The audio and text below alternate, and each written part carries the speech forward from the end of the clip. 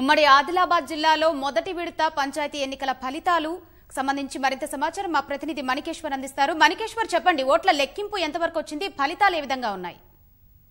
జానవి, ఉమ్మడి ఆదిలాబాద్ జిల్లాలో ఓట్ల లెక్కింపు కార్యక్రమం దాదాపుగా దగ్గర పడింది. ప్రధానంగా జిల్లాలోని ఆదిలాబాద్, మంచిర్యాల, నిర్మల్, కుమరభీం, ఆసిఫాబాద్ జిల్లాలో మొత్తం ఇవాళ 378 పంచాయతీలకు సంబంధించిన ఎన్నికల ప్రక్రియ ముగిసింది. 2 గంటలకు ప్రారంభమైన ఓట్ల లెక్కింపు కాస్త ఫలితాలు మాత్రం రావడం కాస్త ఆలస్యం అవుతుంది. ప్రధానంగా చిన్న గ్రామ పంచాయతీలకు వచ్చిన ఫలితాలు మాత్రం వస్తున్నప్పటికీ పెద్ద పెద్ద గ్రామ పంచాయతీల ఫలితాలు రావడంలో కాస్త ఆలస్యం అవుతుంది. అయినప్పటికీ 378 పంచాయతీలకు గాను దాదాపు 350కి పైచిలకు పంచాయతీల ఫలితాలు ఇప్పటి వరకు వచ్చాయి. ఇక మిగతా ఒక 10-15 పంచాయతీలకు సంబంధించిన ఫలితాలు రావాల్సి ఉంది.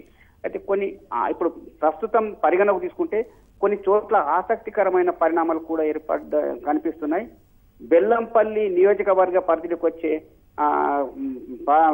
2 పంచాయతీల్లో అభ్యర్థులకు సమానమైన ఓట్లు వచ్చినాయి. ఇందులో కాశీపేట మండలంలోని తాటిగూడ పంచాయతీ, ఇక్కడ స్వప్న, సరోజ అనే 2 అభ్యర్థులకు తలా 144 ఓట్లు వచ్చాయి. అయితే ఎవరు విజేత అనేది తేలలేదు.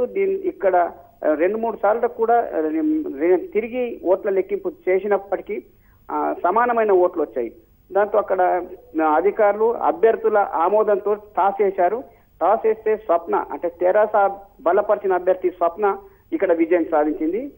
ఇదే కాశీపేట మండలంలో కొండాపూర్ అనే మరొక పంచాయతీలో కూడా శ్రీనివాస్ తెరాస అభ్యర్థి, రాజు స్వతంత్ర అభ్యర్థి 2 బరిలో నిలిచారు.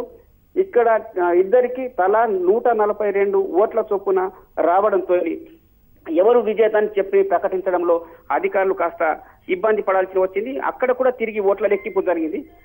ఓట్ల లెక్కింపు జరిగిన తర్వాత 2-3 సార్లు చేసినా కూడా ఆ ఓట్లలో తేడా ఏం రాలేదు. ఇద్దరికి సమాన ఓట్లు వచ్చాయి.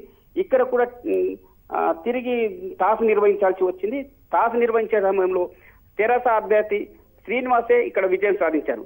ఇలా ప్రతి చోట కొన్ని చోట్ల సమానమైన ఓట్లు రావడం కూడా అభ్యర్థులని కాకుండా అటు అధికారులకు కూడా కొంత ముప్పు తిప్పలు పెట్టే పరిస్థితి ఏర్పడింది. ఇక ఆదిలాబాద్ మండల పరిధిలోని లాండసాగికి సంబంధించిన పంచాయతీకి సంబంధించి మారుమూల ప్రాంతం ఉంటుంది. ఇక్కడ దీనికి సంబంధించిన ఫలితాలు కోస్తా రావాల్సి ఉంది. ఇట్లా కొన్ని పెద్ద పెద్ద పంచాయతీలకు సంబంధించిన ఫలితాలు రావాల్సి ఉంది. ఈ ఫలితాలు మాత్రం వచ్చిన తర్వాత దాదాపు ఒక అరగంట వరకు సమయం పడుతుందని అధికారుల ద్వారా మనకు సమాచారం అందుతుంది.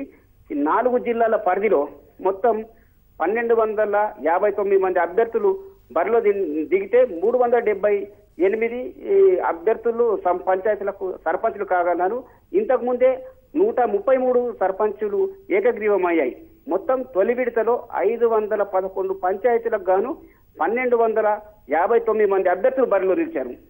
పూర్తి వివరాలు వచ్చేసరికి ఇప్పుడు ప్రస్తుతానికైతే అధికార యంత్రాంగం చెబుతున్న దాని ప్రకారం ఆదిలాబాద్ జిల్లాలో 88.27%, ఆసిఫాబాద్ కుమరంభీం జిల్లాలో 88%, నిర్మల్ జిల్లాలో 83.91%, మంచిర్యాల జిల్లాలో 83.57% పోలింగ్ నమోదైనట్టుగా అధికార యంత్రాంగం రూఢి చేస్తుంది. ఈ ఫలితాలన్నీ పూర్తిగా అయిన తర్వాత సమగ్రంగా ఎంత శాతం పోలింగ్ అయిందనేది బహుశా ఇది రేపే వెల్లడి కానుంది.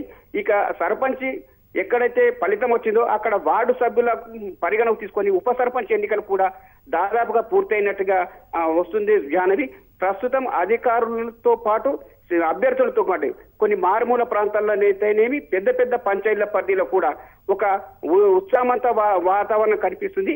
గెలిచిన వాళ్ళు కాస్త ఆనందంతో బయటకు వస్తున్నారు, ఓడిన వాళ్ళు నైరాశ్యంతో అక్కడే కూర్చుండిపోతున్నారు. కానీ ఎక్కడ ఎలాంటి అవాంఛనీయ సంఘటన జరగకుండా పోలీసు యంత్రాంగం కూడా పటిష్టమైన బందోబస్తు ఏర్పాటు చేసింది. ఈ మరొక అరగంటలోగా జిల్లాలోని అన్ని పంచాయతీలకు సంబంధించిన ఫలితాలు వెల్లడయ్యే అవకాశం ఉంది. జాహ్నవి, ధన్యవాదాలు మణికేశ్వర్.